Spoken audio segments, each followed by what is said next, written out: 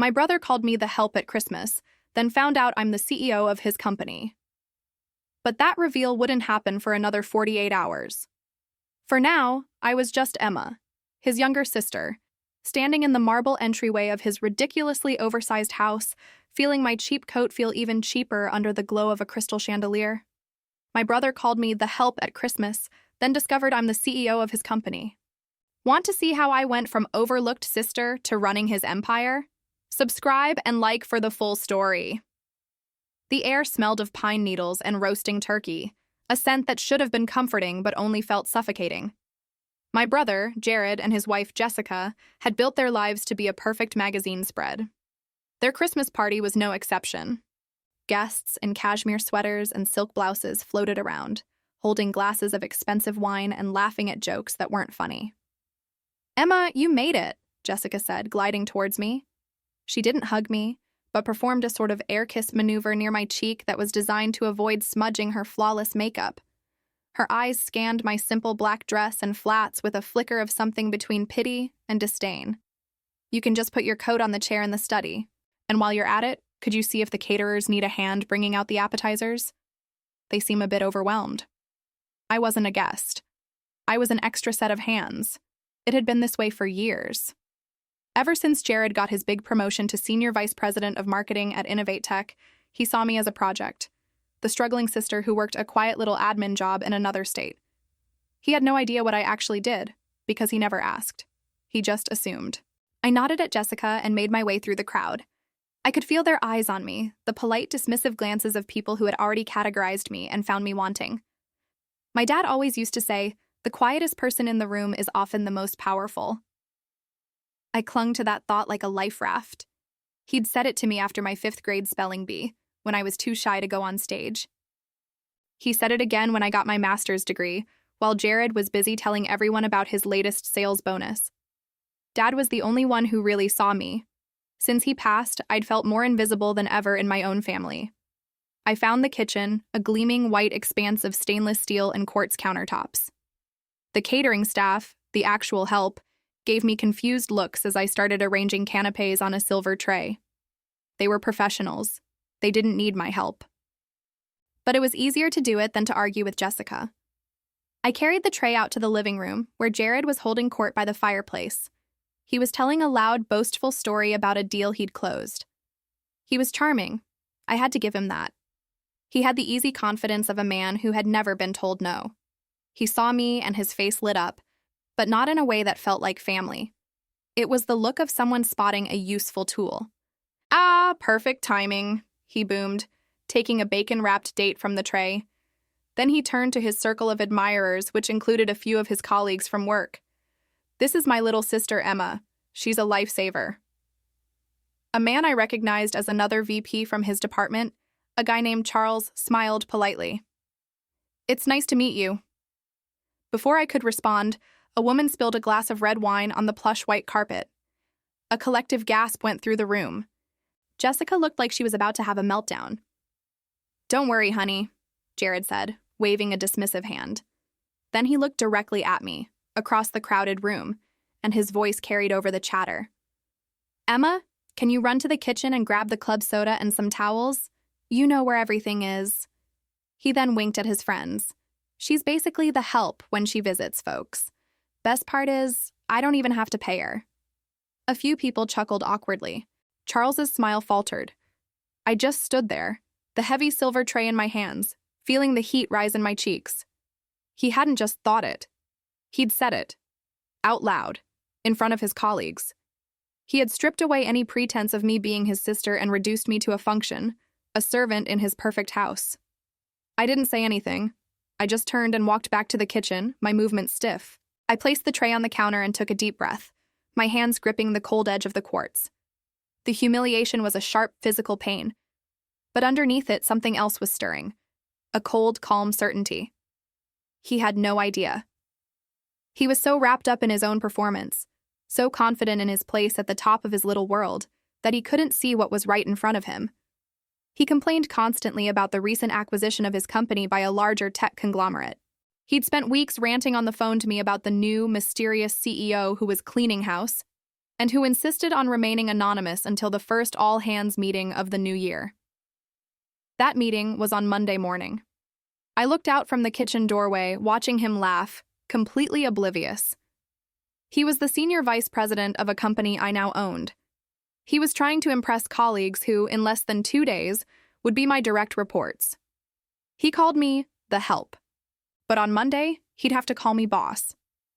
I took the club soda from the caterer's ice bin and grabbed a stack of clean white towels.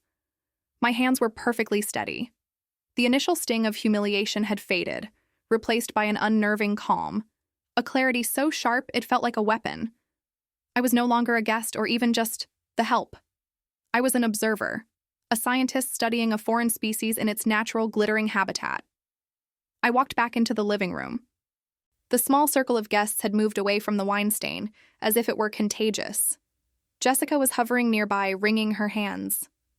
"Oh, the carpet is ruined. It's imported from Italy," she whispered dramatically to another woman who patted her arm in sympathy. When she saw me, her face hardened with purpose. "There you are. Hurry! Dab it, Emma. Don't rub. You'll set the stain." I knelt on the plush white rug, the expensive fibers soft beneath my knees. I felt a dozen pairs of eyes on me as I carefully blotted the deep red stain. I could hear Jared's voice just a few feet away, his tone loud and self-important. He was talking to Charles and another man, a younger guy named Scott, who looked at my brother Jared wide-eyed admiration. "This whole acquisition has been a mess," Jared declared, swirling the brandy in his glass. "No communication. This new CEO is some ghost. Probably some old money guy from a dusty boardroom who's never actually sold anything in his life." Scott chuckled eagerly. "Well, he'll learn quickly who's indispensable. Your marketing division's numbers are carrying the whole company, Jared." "That's what I keep telling them," Jared said, puffing out his chest. "I'm not worried. Once this mystery CEO meets me, sees my results, he'll know who's really in charge. I'll have him eating out of the palm of my hand within a week." Charles cleared his throat and took a sip of his drink, his eyes briefly flicking down to where I was working on the floor. He looked away quickly, a faint flush on his cheeks. He was embarrassed for me, or maybe for my brother. The stain was lifting, fading from a dark burgundy to a pale pink ghost. I worked methodically, pouring a little club soda, blotting, repeating. It was a simple, mindless task that allowed my mind to race. Jared was so confident in his performance, so sure of his own value, that he believed his title and his sales numbers made him untouchable. He saw the world as a ladder, and he was convinced he was near the top. He had no concept of a different kind of power, a power that didn't need to announce itself. My dad always said, "A house built on a weak foundation won't survive the first storm." I looked around at the perfectly curated room, the expensive art, the smiling guests. It was a beautiful house, but I could already see the cracks in the foundation. I stood up, the stain almost completely gone. "I think that's the best I can do," I said quietly. Jessica inspected my work with a critical eye. I suppose it will have to do. I'll have the professionals come on Monday." She turned and walked away without another word, her crisis averted. As I gathered the damp towels, Charles stepped over to me. "That was impressive," he said, his voice low. "And again, I'm sorry about before. Jared, he can be a lot." I offered him a small, tight smile. "I'm used to it. But thank you." "It's going to be an interesting all-hands meeting on Monday," he said, more to himself than to me. "A lot of us are nervous about the new leadership." "Change can be good," I said, and the words felt heavy with meaning. He gave me a curious look, but I just turned and headed back to the kitchen. I spent the next hour helping the real caterers clear plates and glasses, mostly to avoid more interactions. From the kitchen, I watched the party wind down. I watched Jared glad-hand his colleagues and Jessica float from group to group, her smile never wavering. They were a perfect team, performing their roles in the grand play of their perfect life. Finally, it was time for me to go. I retrieved my thin coat from the study and found my brother Jared the front door. "Hey, thanks again for all your help tonight, sis," he said, clapping me on the shoulder. It wasn't a hug. It was a gesture you give to a subordinate. "You were a lifesaver. Honestly, we should just have you over for all our parties. I'm sure, I said, my voice flat. He pulled out his wallet. Here, let me give you something for your time. $200 sound fair? He started to pull out the bills. I put my hand up to stop him. That's not necessary, Jared. I insist, he said, pressing the money into my hand. Don't be proud. I know things are tight for you. What are big brothers for, if not to help out? I looked down at the crisp $100 bills in my palm. It was the most insulting thing he had done all night. He wasn't just calling me the help. He was paying me. He was formalizing the transaction, solidifying my role as a paid servant in his life. I closed my fingers around the money. I would keep it. I'd frame it as a reminder. Thank you, Jared, I said, my voice eerily calm. I'll see you at work on Monday. He laughed, completely missing the double meaning. Yeah, right. You have a good drive home, okay? He gave me a final pat and closed the massive oak door, shutting me out in the cold, quiet night. The storm was coming, and his house was about to be blown away. The drive back to my small apartment on the other side of town was quiet. The $200 bills Jared had pressed into my hand sat on the passenger seat of my 10-year-old Honda Civic, looking obscene against the worn fabric. It was more than just an insult. It was a summary of our entire relationship. He saw me as someone who needed his charity, his leftovers. He couldn't comprehend a world where I might not need him at all. I let myself into my apartment. It was clean, simple, and everything in it was mine, paid for with my own money. No Italian rugs, no crystal chandeliers. Just a comfortable sofa, a bookshelf overflowing with novels and business strategy books, and a small desk by the window overlooking the city lights. It was a life I had built for myself, piece by piece, far away from the shadow of my brother's success. I placed the 2 bills on the desk, right next to my laptop. A trophy of his ignorance. I made a cup of tea, the steam warming my cold hands. I sat there for a long time, just thinking. The humiliation from the party had burned away, leaving behind a cold, hard resolve. My dad's voice echoed in my mind, a familiar comfort. He always told me, a house built on a weak foundation won't survive the first storm. Jared and Jessica had built a palace on sand, a glittering facade of status and wealth propped up by arrogance. The storm was coming, and I was it. The next day, Saturday, I didn't rest. I spent 12 hours at my desk, the glow of the monitor reflecting in my glasses. I had remote access to every file in the Innovate Tech servers. I wasn't just the CEO, I was the owner. The conglomerate that bought the company was my holding firm, a company I started with the inheritance my dad left me, an inheritance Jared had dismissed as pocket change, but which I had quietly and strategically grown into a fortune. I pulled up the entire marketing division's personnel files. I saw their salaries, their performance reviews, their complaints. I saw that Charles, the VP who had looked so uncomfortable, had consistently high marks from his team but had been passed over for promotion twice by my brother. I saw that Scott, the eager young man, had filed an anonymous complaint with HR about Jared taking credit for his ideas, a complaint that had been dismissed. Then I opened Jared's file. It was exactly what I expected. His performance reviews were glowing, filled with corporate buzzwords about synergy and disruption. But his expense reports told a different story. $500 dinners with clients who didn't exist. First-class flights for conferences he attended via Zoom. A team-building weekend at a luxury golf resort that only he and 2 of his friends attended. He wasn't just arrogant. He was a thief, stealing from the company he claimed to carry on his back. It would be so easy to fire him, to walk into that meeting on Monday and simply say, "You're out." But that wasn't enough. That would be his version of power, loud, brutal, and simple. My father had taught me to be better than that. Justice wasn't just about punishment, it was about clarity. Everyone needed to see the foundation for what it was. I spent the rest of the weekend crafting my presentation for the all-hands meeting. It wasn't just a, "Hello, I'm the new CEO" speech. It was a complete restructuring plan, a new vision for the company, one based on transparency, merit, and integrity. Every point I wrote was a direct counterpoint to the way Jared operated. I highlighted divisions that would be rewarded for collaboration, not cutthroat competition. I outlined a new promotion system based on peer reviews and tangible results, not just a manager's favor. I announced a full independent audit of all executive expense accounts for the past 3 years. By Sunday night, I was ready. My speech was memorized. My slides were loaded onto a secure drive. I had laid out my outfit, a simple, sharp, dark blue suit. It was a suit that meant business, a suit that would leave no room for misinterpretation. There would be no mistaking me for the help. I thought about calling him.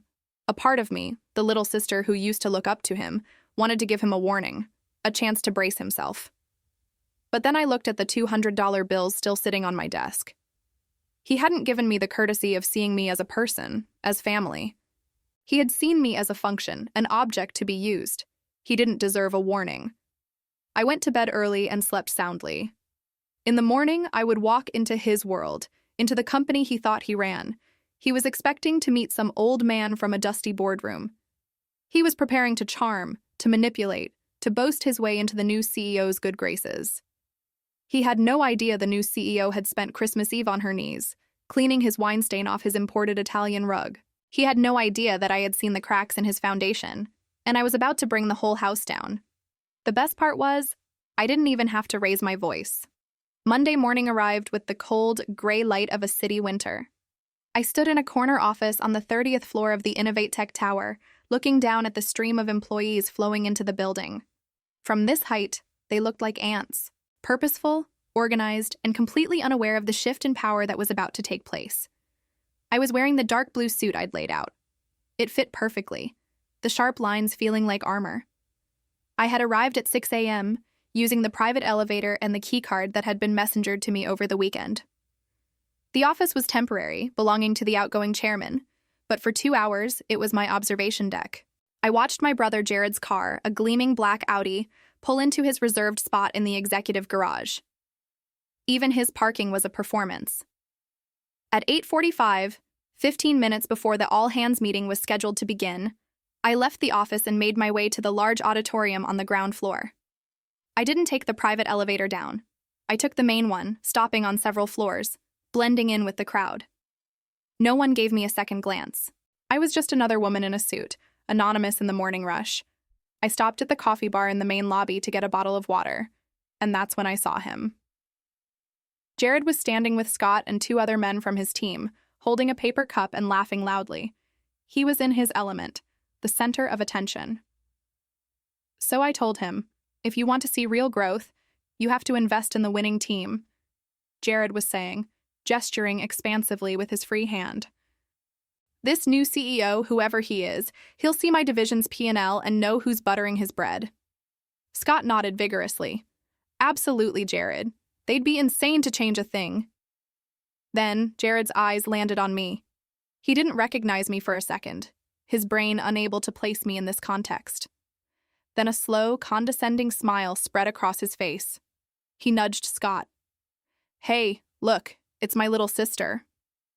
He walked over, his team trailing behind him like pilot fish.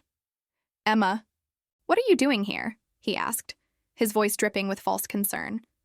Don't tell me you're applying for a job. I told you just send me your resume. I could probably get you a spot in reception or something. I simply looked at him, my expression unreadable. I'm just here for a meeting, Jared. A meeting? He laughed, a loud barking sound. With who? The janitorial staff? Look, sis, this is a big day here. Major corporate shakeup. Probably not the best time for a family visit. He glanced at his watch. We've got to go. The whole company is meeting the new Ghost CEO. Wish me luck. I'm going to go make a good first impression. He gave me a patronizing pat on the arm and turned to leave, his entourage following. See you at the next family dinner, he called over his shoulder. Try not to be late. I watched them walk away, their confident strides echoing on the marble floor. I took a slow sip of my water. My hands weren't shaking, my heart wasn't racing. There was just a profound, still silence inside me. The same silence I felt when I knelt on his Italian rug, cleaning up a mess I didn't make. I entered the auditorium and found a seat in the back row. The room was buzzing with nervous energy. Hundreds of employees filled the tiered seating, whispering and speculating. I saw Charles a few rows ahead of me. He looked tense, constantly checking his phone. In the front row, reserved for the senior executives, Jared was holding court. He was leaning back in his chair, talking to the VPs on either side of him, a picture of relaxed authority. He was performing even now, making sure everyone saw that he was not afraid. He believed he was untouchable. At 9 a.m. sharp, the lights dimmed. A man in his late 60s, the outgoing chairman, walked onto the stage. He tapped the microphone, the sound echoing through the suddenly silent room.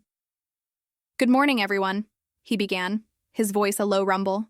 "As you all know, the past few months have been a time of transition for Innovate Tech.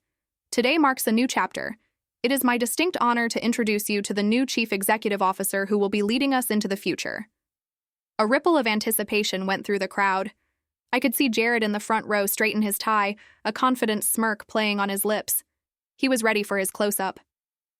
This individual brings a new vision, a sharp strategic mind, and a deep commitment to the values of innovation and integrity that define this company, the chairman continued.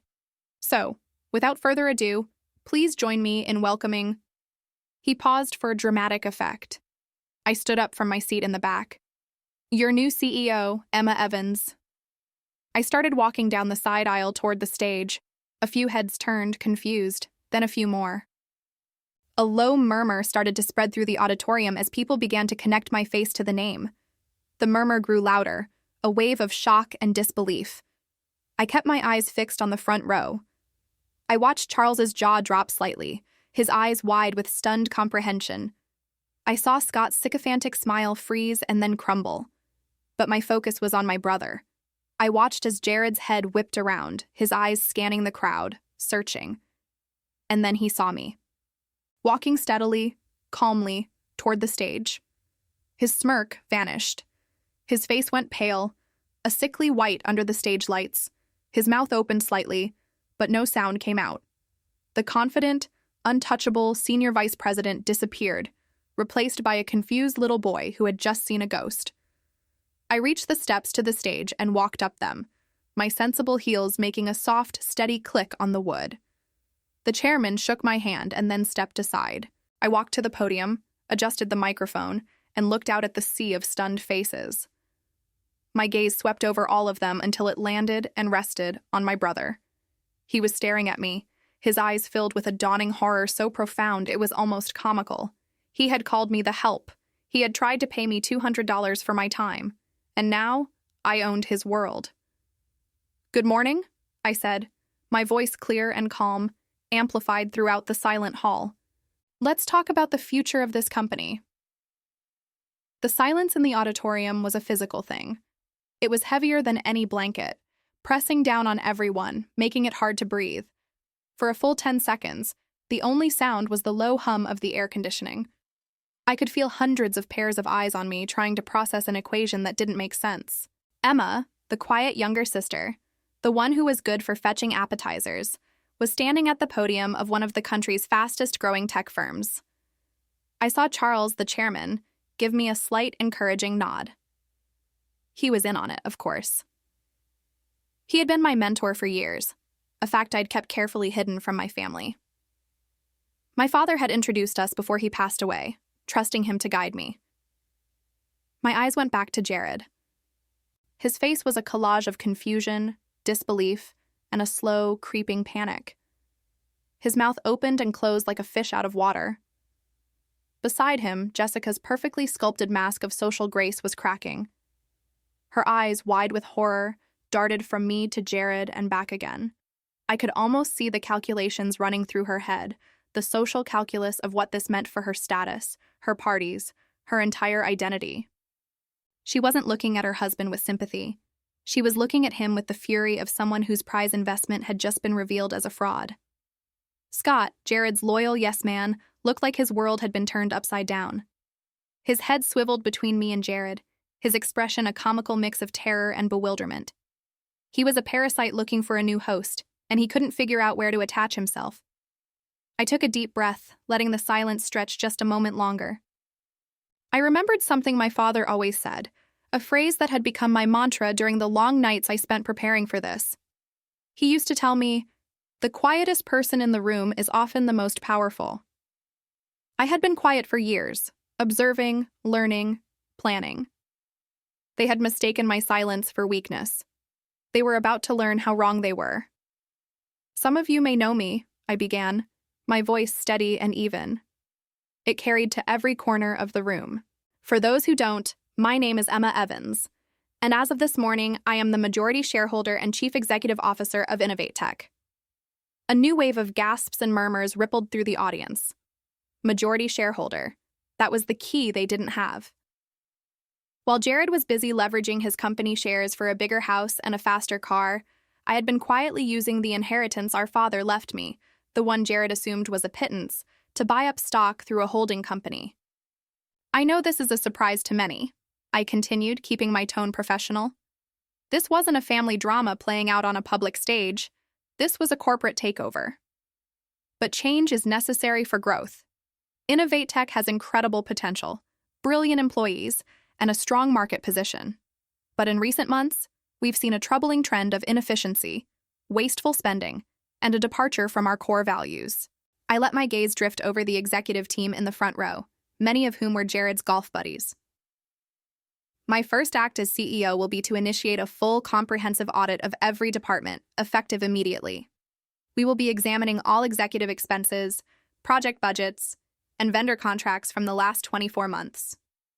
That was the shot across the bow.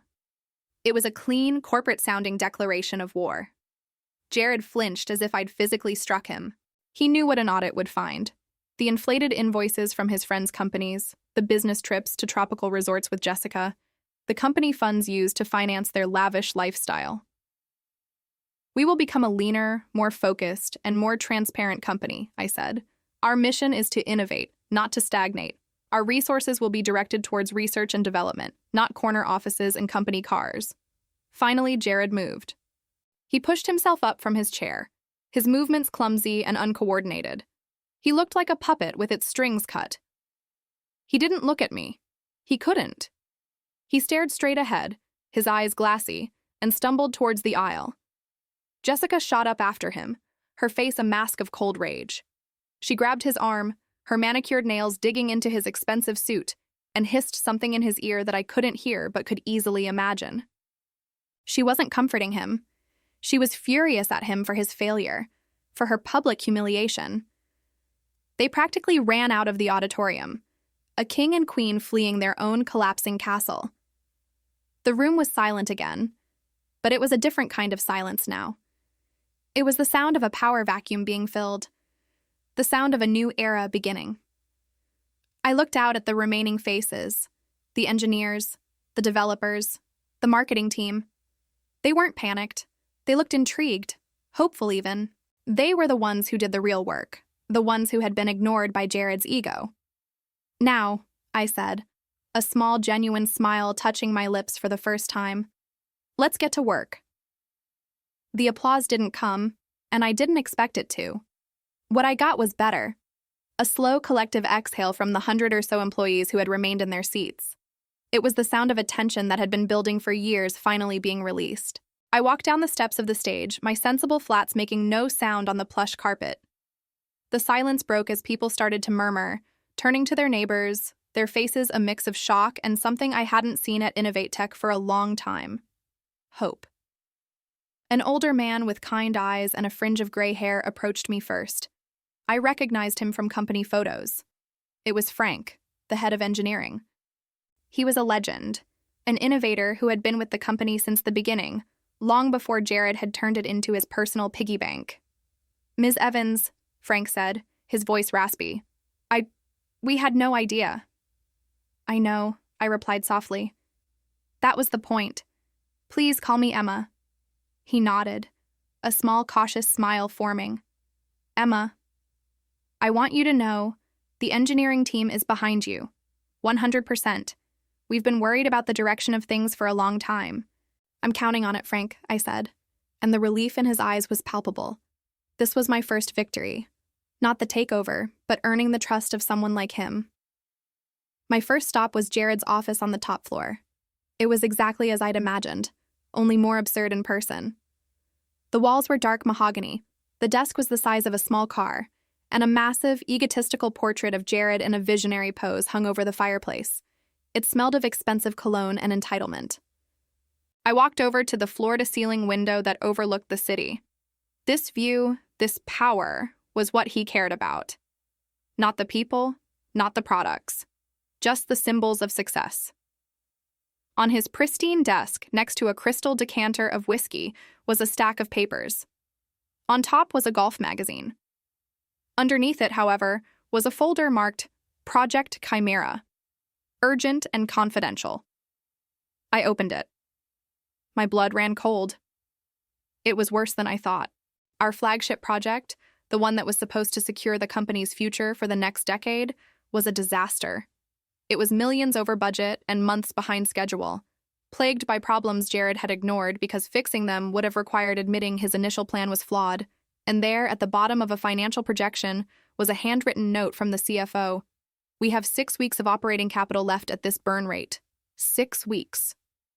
My phone buzzed violently on the desk. It wasn't a call. It was a string of texts from Jared. How dare you? You backstabbing little parasite. You think Dad would be proud of you for destroying his legacy? I'm going to ruin you. You'll be begging for a job as the help when I'm done with you. I read the messages, my thumb hovering over the screen. I felt a flicker of the old fear, the ingrained instinct to apologize, to make myself smaller. But then I looked around the ridiculous office, at the folder in my hands, and I remembered the hopeful look on Frank's face. I deleted the messages without replying. Jared was a ghost now, haunting a castle he no longer owned. I called Frank and the other department heads to the main conference room, deliberately avoiding Jared's office. I wanted a neutral space. Scott scurried in last, his face pale and sweaty. He sat at the furthest end of the table, avoiding my gaze. Thank you all for coming on such short notice, I began, placing the Project Chimera folder in the center of the table. I'm not going to waste time on pleasantries. We have a crisis. Frank, I want you to walk us through the real status of Chimera. No sugarcoating. Frank looked at me, then at the other managers. He took a deep breath, like a man who had been holding it for years. It's failing, he said bluntly. The core concept is sound, but the project was rushed. We're using substandard components because they were cheaper, and the software is a mess. We told Jared this 6 months ago. He told us to make it work, and then flew to the Bahamas for a strategic retreat. A few people shifted uncomfortably. Scott looked like he might actually be sick. Okay, I said, my voice calm and steady. The past is the past. As of this moment, Project Chimera is our only priority. All non-essential budgets are frozen. All executive perks are suspended. No more company cars, no more 5-star lunch meetings. Every dollar we have goes into fixing this. I looked directly at Scott. Scott, you were Jared's executive assistant. You know where the money went. Your first task is to work with our new auditors and provide them with a complete record of your former boss's expenses for the last 2 years. Everything. His eyes widened in terror. He opened his mouth, then closed it. He just nodded, a puppet finally acknowledging his new master. Good, I said, standing up. The bleeding stops today. Frank, you have a green light to do whatever it takes to save this project. Hire who you need. Buy what you need. Just fix it. Everyone else, your job is to support him. Any questions? The room was silent. It was the silence of people who had been waiting for a real leader. They were scared, but they were focused. I saw the quiet competence that Jared had tried so hard to smother. My father's words echoed in my mind again. The quietest person in the room is often the most powerful. I had been quiet. Now it was time for them to see what that power could build. The war with Jared was just beginning, but the battle for my company had already been won. The next morning, I didn't go to Jared's palatial office. I couldn't. It felt like wearing a costume that didn't fit. Instead, I found my father's old office in the less glamorous administrative wing of the building. It had been used for storage for years. Dust motes danced in the single beam of sunlight cutting through a grimy window. The air smelled of old paper and stale coffee, but to me, it smelled like home. It was a room where work got done, not where egos were polished. I spent the first hour just cleaning, wiping down the simple wooden desk, arranging the few files I had into neat stacks. It was a quiet, physical task that helped ground me. At 10 a.m., two men in severe gray suits arrived. One introduced himself as Mr. Howard, the lead auditor. He had a face that looked like it had been carved from granite and eyes that missed nothing. I led them to a small, sterile meeting room where Scott was already waiting, looking like a man about to face a firing squad. He was clutching a thick accordion file so tightly his knuckles were white. "Mr. Scott," Howard began, his voice flat and devoid of emotion. "My understanding is you have records of your former superior's discretionary spending." Scott swallowed hard and pushed the file across the table. "Everything is in there. Receipts, invoices, credit card statements." Howard's partner, a younger man named Timothy, opened the file. For the next hour, there was no sound but the rustle of paper. I watched as Timothy's eyebrows climbed higher and higher up his forehead. He would occasionally slide a receipt over to Howard, who would look at it, make a note on a yellow legal pad, and show no reaction at all. A $20,000 charge at a Geneva watchmaker listed as client gifts, Timothy read aloud, his voice a mixture of awe and disgust.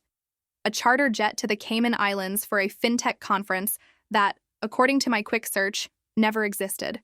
A recurring monthly payment of $5,000 to a lifestyle consultant. Scott flinched at each item, as if they were personal accusations. "He told me they were necessary for the company's image," he whispered. "He said you have to spend money to make money." I felt a cold knot tighten in my stomach. This wasn't just mismanagement. This was theft, plain and simple, dressed up in corporate jargon. He was bleeding the company dry to fund his and Jessica's fantasy life. He saw me as a project, the struggling sister with a quiet admin job. He never asked what I actually did. What would you do if your brother underestimated you this much? Comment below and share your thoughts. As if summoned by the thought of his own name, the door to the conference room burst open. Jared stood there, his face red and blotchy. He wasn't wearing one of his usual perfectly tailored suits. He was in a golf shirt and slacks, looking like he'd just been dragged off the back nine. "What is the meaning of this?" he boomed, pointing a trembling finger at me. "Who are these people? You have no authority to be here, Emma. This is my company." I stood up slowly, placing my hands flat on the table. I met his furious gaze without blinking. "Hello, Jared. It's not your company anymore. These gentlemen are the auditors. They're just reviewing some of your creative accounting." Howard and Timothy looked on with the detached interest of biologists observing a particularly loud specimen. "Auditors?" Jared scoffed, trying to regain his composure. "I'll have them thrown out. I'll have you thrown out. You're nothing. You're the help. You think you can run this place. You can barely run a bath." He took a step towards me, his posture aggressive. Scott shrank back in his chair. But Frank appeared in the doorway behind Jared, his arms crossed. He didn't say a word, but his presence was a silent statement of allegiance. Jared saw him and faltered for a second. "The board put me in charge, Jared," I said, my voice quiet but carrying across the room. "The same board you lied to for over a year about Project Chimera. The same board that's about to see receipts for a $70,000 team-building retreat in Bali that only you and Jessica attended." The color drained from his face. He stared at the open file on the table, then at Scott, his eyes filled with venom.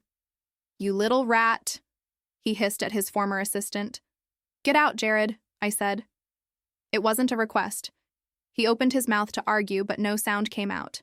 He looked from me to Frank, to the impassive faces of the auditors. He saw a wall he couldn't break through with bluster and threats. For the first time in his life, he had no power in this room. He turned and stormed out, slamming the door so hard the windows rattled. The room was silent for a long moment. I took a deep breath, my hands shaking slightly. I had stood up to him. I hadn't backed down. My father's words came back to me clearer than ever. The quietest person in the room is often the most powerful. I had been quiet my whole life. Howard cleared his throat, bringing me back to the present. "Miss," he said, tapping a perfectly manicured finger on a spreadsheet. "This is just the top layer. Based on these initial findings, I believe your brother has misappropriated at least $3 million in the last 18 months. And I suspect we're going to find more." $3 million. The number hung in the air, heavy and obscene. It wasn't just money. It was a monument to my brother's greed. It was every condescending pat on the head, every time he'd slipped me a $20 bill at Christmas like I was a child. Every time Jessica had looked at my clothes with that pitying little smile. $3 million. Find it all, I said, my voice steadier than I felt. Every last cent. I want a complete and total audit of every department, every expense account, every contractor invoice for the last 5 years. Howard nodded, already typing something into his laptop. We'll need access to the central server and all of Jared's personal company accounts. Scott, I said, turning to him. He looked up, startled, like he'd forgotten he was in the room. You have the master passwords, don't you? He swallowed hard. Yes, Jared made me change them every month. He kept them in a file on his desktop named Golf Scores. I almost laughed. Of course he did. The arrogance was breathtaking.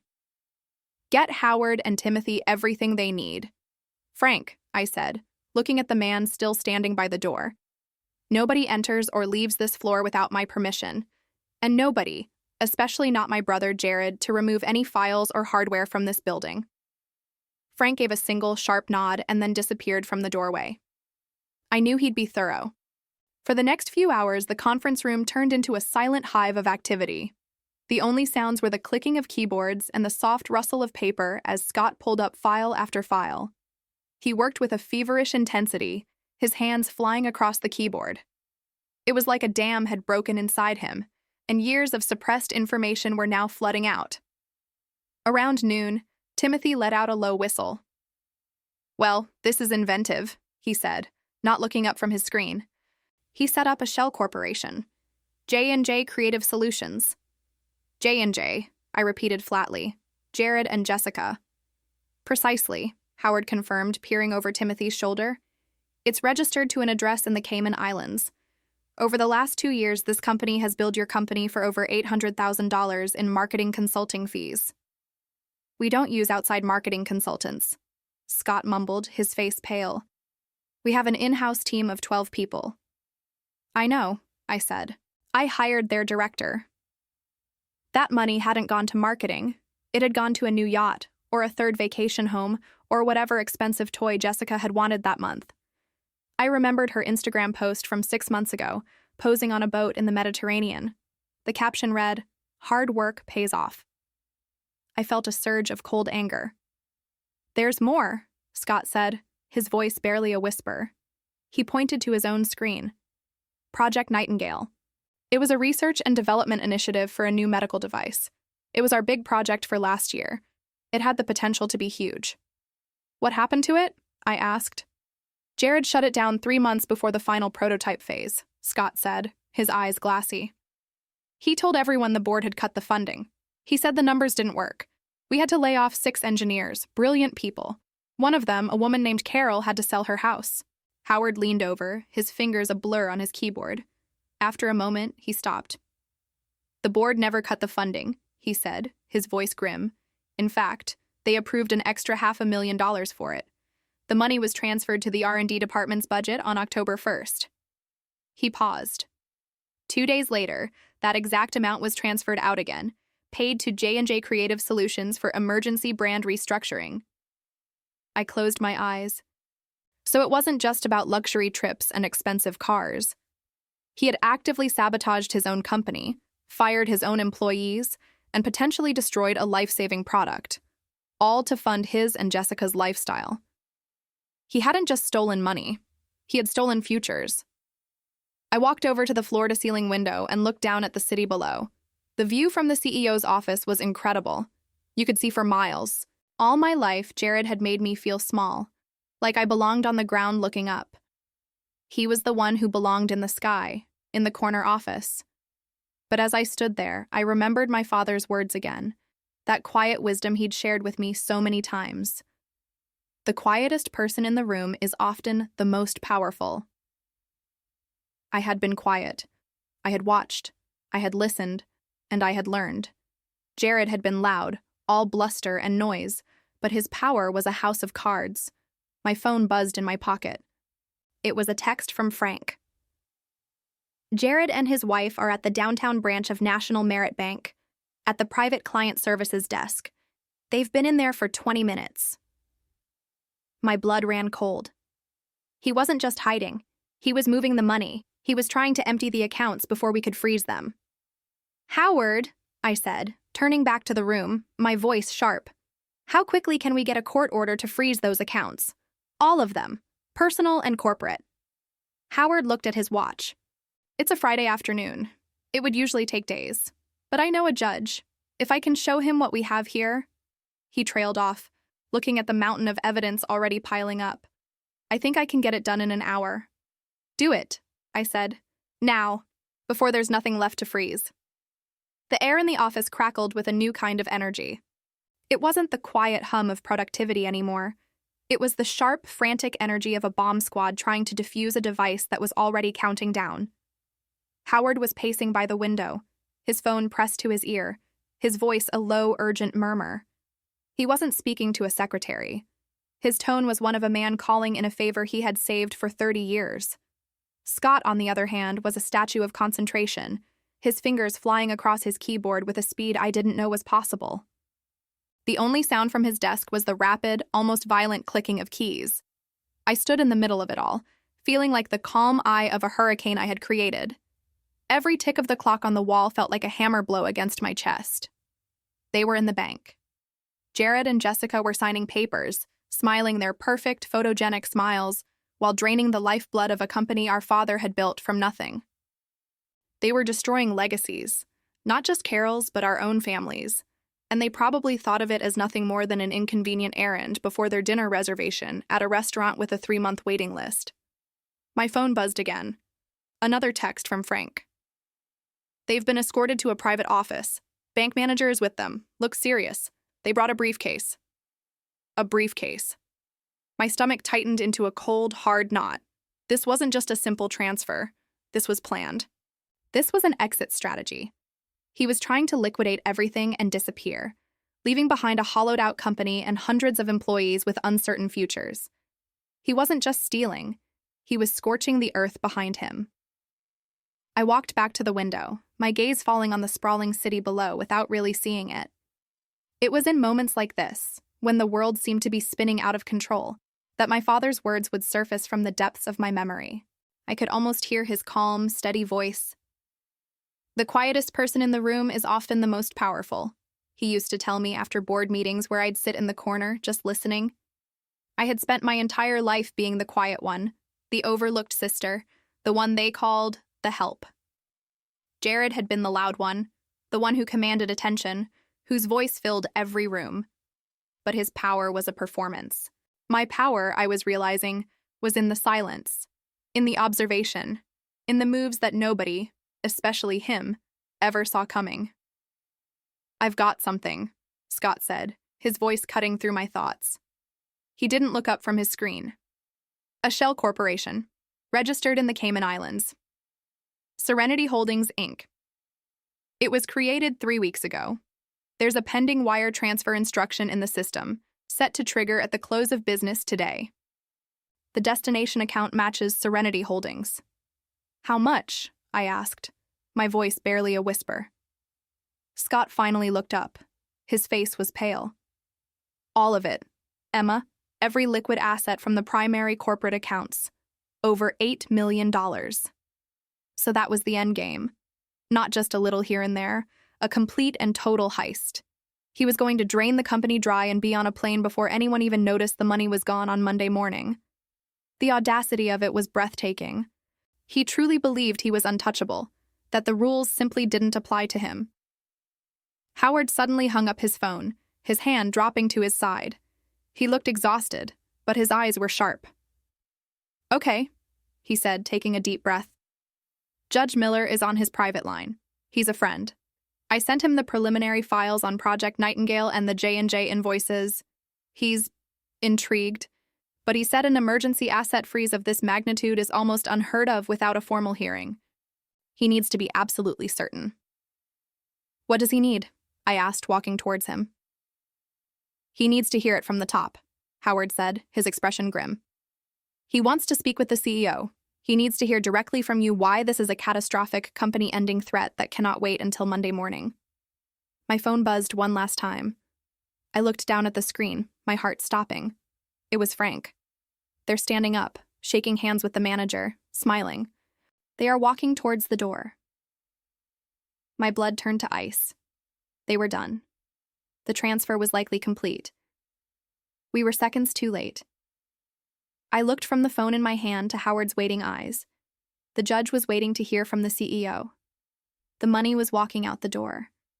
My brother Jared had been loud his whole life, and I had been quiet. But now my voice was the only thing that could stop him. The only question was if I was already too late. For a split second, the world went silent. The buzz of the servers, the distant city traffic, Howard's anxious breathing, it all faded away. There were only 2 points of light in my universe. The glowing screen of my phone with Frank's message and the muted green light on Howard's desk phone, where a federal judge was waiting. They are walking towards the door. The words echoed in my head. Walking, smiling. My brother Jared was walking away with my father's legacy, with the jobs of hundreds of people, with the last shred of my family, and he was smiling. A lifetime of being quiet, of being invisible, rushed back at me. I was the girl who sat in the back of the classroom, the sister who was sent to the kitchen, the one whose opinion was never asked. My power, as my father said, was in my silence. But he never told me what to do when the silence was no longer a strategy, but a cage. What good was being the quietest person if, by the time you decided to speak, the room was already empty? Emma? Howard's voice was a strained whisper. He held his phone out to me, an offering and a plea. The judge is waiting. It's now or never. Now or never. My hand trembled as I reached for the phone. It felt impossibly heavy, a solid block of black plastic that held the weight of the entire company. I looked at Scott, who had pushed his chair back and was watching me, his eyes wide. He had unearthed the crime, but he couldn't stop it. I looked at Howard, who had leveraged a lifetime of connections to get us this one single chance. But he couldn't make the call. It had to be me. The CEO. A title that had felt like a costume until this very moment. I brought the receiver to my ear. My throat was dry, my heart hammering against my ribs like a trapped bird. What if my voice cracked? What if he didn't believe me? What if I sounded like Emma, the help, and not Emma Evans, the chief executive officer of a multi-million-dollar corporation? This is Judge Miller, a deep, impatient voice said on the other end. I have approximately 90 seconds before I need to be in court. Who am I speaking with? I took a breath.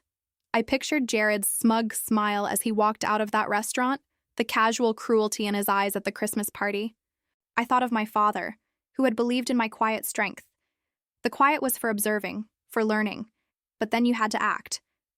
Judge Miller, I said. My own voice surprised me.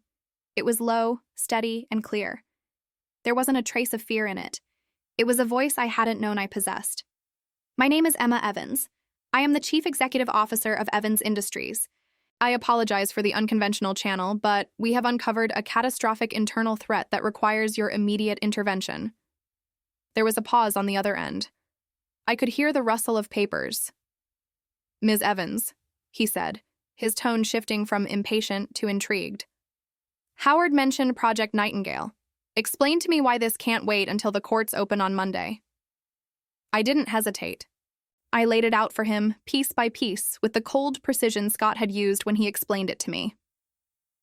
At approximately 2:15 p.m. this afternoon, my chief financial officer, my brother Jared Evans, initiated an unauthorized wire transfer of $8,240,000 from our primary corporate accounts. The funds are being routed through a shell corporation, Serenity Holdings, Inc., registered in the Cayman Islands 3 weeks ago. The transfer is set to clear within the hour. This represents every liquid asset the company holds.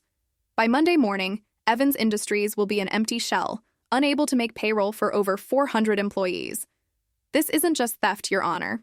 It's a corporate execution. I could feel Howard and Scott staring at me. I didn't look at them. My focus was entirely on the voice on the other end of the line. I wasn't just telling him facts. I was painting a picture, making him see the dominoes that were about to fall. "And you have proof of this?" Judge Miller asked. "My head of security has visual confirmation of my brother Jared with the offshore account manager as we speak. My legal counsel, Howard, has already forwarded the preliminary files on the Shell Corporation and falsified invoices used to mask the initial movements. The final transfer authorization, however, requires a verbal confirmation code from my brother, Jared, we believe he just gave. We are in the final seconds of this transaction, Judge." Another silence, this one longer. I held my breath. Every second that passed was a second Jared was closer to his car, to the airport, to disappearing forever. An emergency injunction freezing all outgoing transfers from the accounts of Evans Industries and its subsidiaries, as well as a temporary freeze on all known personal assets of Jared Evans, is granted, Judge Miller said, his voice now a firm command. "Effective immediately. I'm signing the order electronically right now. Howard will have the confirmation in his inbox before we hang up. Ms. Evans," he added, just before he disconnected, "good work. Now go save your company." The line clicked. I slowly lowered the phone, placing it back on its cradle. The green light went out. For a moment, the three of us just stood there in the silent office. Then, Scott let out a long, shaky breath. "You did it," he whispered, looking at me with something like awe. Howard slumped into his chair, running a hand over his face. A wide grin spread across his lips. "You more than did it, Emma. You were commanding." I felt a strange lightness in my chest. I had done it. I had used my voice, and it had been enough. But the fight wasn't over. We had stopped the money. We had blocked the escape route. But Jared was still out there, and he was about to hit a wall he never, ever saw coming. My phone buzzed again. It was Frank. He's at his car. He's on the phone. He's not smiling anymore. He's shouting. I took a deep breath, trying to steady my own hands.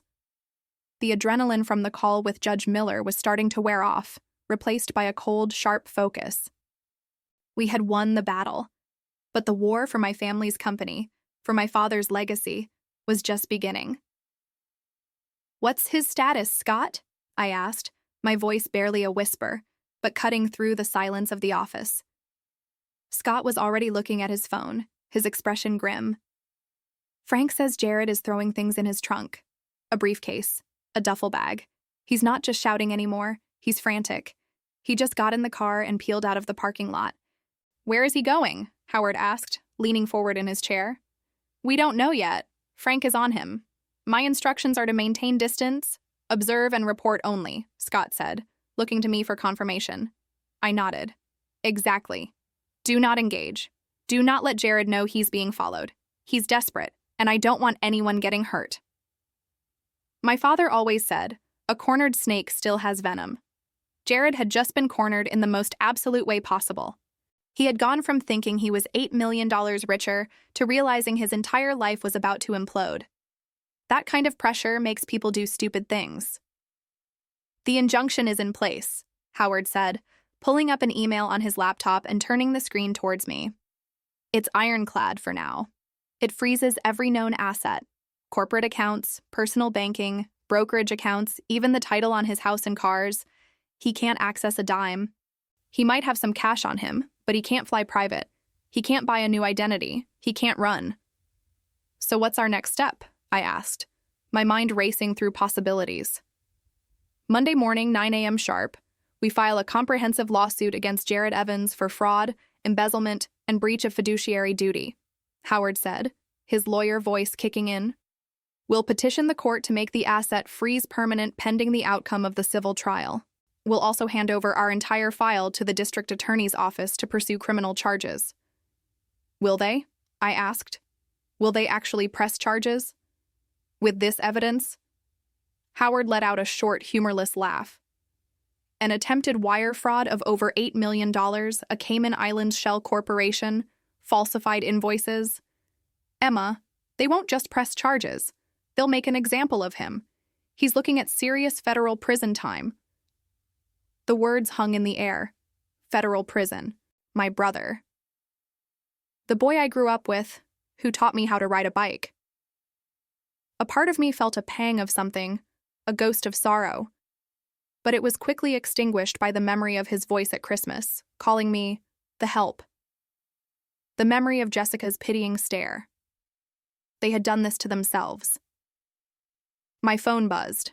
Another text from Scott's feed. It was Frank. Subject is driving erratically, heading north on the interstate. Wait. He's taking the exit for Corporate Drive. My blood ran cold. The office, I said, looking at Scott and Howard. He's going to the office. Scott was already on his feet. What's there? What could he possibly want? Evidence, I said, the pieces clicking into place. The injunction freezes the money, but it doesn't secure the proof. His office computer? The local servers. Any paper files he might have left in his desk. He's going to try and destroy it all before we can get our hands on it. He wasn't running to escape anymore. He was running to erase his crimes. If he could wipe the servers, shred the documents, he might think he could argue this was all a misunderstanding, a clerical error. He could try to paint me as the unstable sister trying to steal the company. He can't get in, Scott said confidently. His keycard was deactivated the moment you gave me the order 2 hours ago. He's the CFO, Scott, I countered. He knows the security protocols inside and out. He knows the override codes. He probably knows which night guard is lazy and which fire escape has a faulty lock. We can't assume anything. I turned to Howard. How legally binding is this injunction on physical property? It means he's legally barred from accessing or altering company assets, including data, Howard explained. If he breaks in and destroys that server, he's adding breaking and entering, and destruction of evidence to his list of felonies. It would be incredibly stupid. He just tried to steal $8 million and flee the country, I said flatly. We are long past smart decisions. I stood up, my own plan forming. Scott, I want you and your team at headquarters 10 minutes ago. Lock the whole building down. I don't want anyone in or out without my direct authorization. Get control of the server room first. Nothing gets touched. Howard, I need you to draft a formal notice of termination and a restraining order against Jared Evans, effective immediately. I want it ready to serve the second he sets foot on company property. On it, they both said in unison, already moving, pulling out phones, typing furiously. I walked over to the large window that overlooked the city. The sun was beginning to set, painting the sky in shades of orange and purple. It was beautiful, but I couldn't appreciate it. My focus was on a single point miles away, the glass tower of the Evans Industries headquarters. Jared was heading there, a desperate man on a desperate mission, and we were racing to beat him to it. The final piece of the puzzle wasn't just stopping him.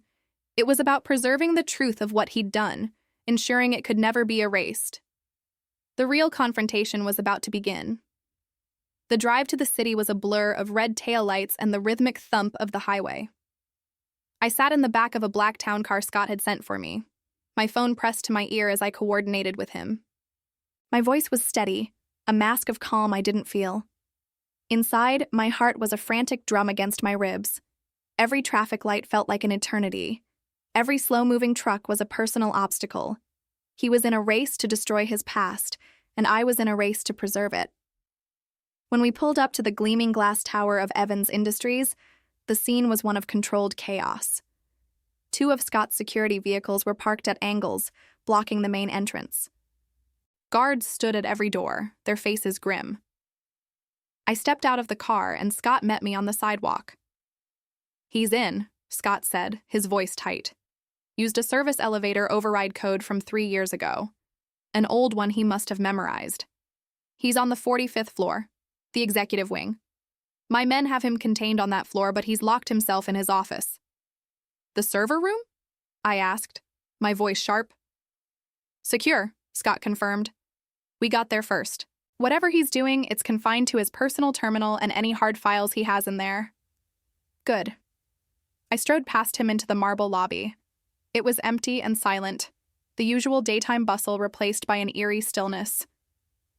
Get the building's master override for his office door. I'm going up. Howard, who had arrived just moments before me, fell into step beside me. Emma, maybe you should let the police handle this. He's unpredictable. He's my brother, I said, my voice cold. And this is my company. I'll handle it. The elevator ride to the 45th floor was silent. The doors opened to a hallway where 3 of Scott's guards stood, watching a single mahogany door at the end of the corridor. My brother's office. I could hear faint, frantic sounds from within, the shuffling of paper, a drawer slamming shut. I walked to the door and knocked once, a sharp rap that echoed in the quiet hall. The sounds inside stopped. "Jared," I called out, my voice clear and even. "It's Emma. Open the door." There was a long silence. Then, his voice muffled and panicked. "Go away, Emma. This has nothing to do with you." "It has everything to do with me," I replied calmly. "You're in my building, trying to destroy evidence of crimes against my company. Open the door, or Scott is going to open it for you." I heard a crash from inside, like a chair being thrown. Then, the sound of a lock clicking. The door opened a few inches, and I saw his face. He was pale, his tie was loose, and his eyes were wide with a terror I had never seen before. He looked cornered. I pushed the door open and stepped inside, with Howard and Scott following close behind. The office was a wreck. Papers were strewn across the floor. A shredder was overflowing, and his computer monitor was smashed on the desk. He had been trying to erase everything. "It's too late, Jared," I said softly, looking at the chaos. "It was too late the moment you booked that flight." "You don't understand," he stammered, backing away. "Jessica, the debts, I was going to pay it back, I swear." "You were going to run," I corrected him, my voice devoid of sympathy. "You were going to leave everyone to clean up your mess, just like you always have." He looked at me then, and the desperation in his eyes was replaced by a familiar flicker of arrogance, a last gasp of his old self. "You did this. You were always jealous, watching from the sidelines. The help. You couldn't stand that I built this." "You didn't build this, Jared," I said, taking a step forward. "Dad built this, and you tried to burn it to the ground for a house in the Hamptons and a new sports car for Jessica." At that moment, 2 uniformed police officers appeared in the doorway, their presence filling the room. Jared's face crumpled. The fight went out of him completely. He slumped against the wall, his shoulders sagging in defeat. Howard stepped forward and placed a folder on the wrecked desk. "Jared Evans, you are hereby terminated from your position at Evans Industries for cause. This is a restraining order, legally barring you from this property and from contacting your sister, the CEO." Jared stared at the folder, then at me. The word CEO hung in the air between us. He didn't look angry anymore. He just looked confused, like a child who couldn't comprehend the rules of a game he had just lost. "CEO?" he whispered, his voice cracking. I just nodded. The officers stepped forward and read him his rights. He didn't resist. As they cuffed him, his eyes found mine one last time. There was no anger, no hatred, just a hollow, empty question. "Why, Emma?" "Because someone had to," I said quietly. "And you were never going to." I watched them lead him away. The hallway was silent again. I stood in the ruins of his office for a long time, the smell of burnt plastic from the shredder hanging in the air. Then I turned, walked out, and closed the door on my brother's life. I went to my father's old office, the one that was now mine, and looked out at the city lights. They glittered like scattered diamonds on black velvet. The work to save the company would be hard, but it was work I was ready to do. I wasn't the help anymore. I was in charge. And the real work was just beginning. From the help to CEO. He's been arrested and barred from his own company while I step into my father's office. What did you think of my quiet victory? Subscribe for more stories of calculated justice.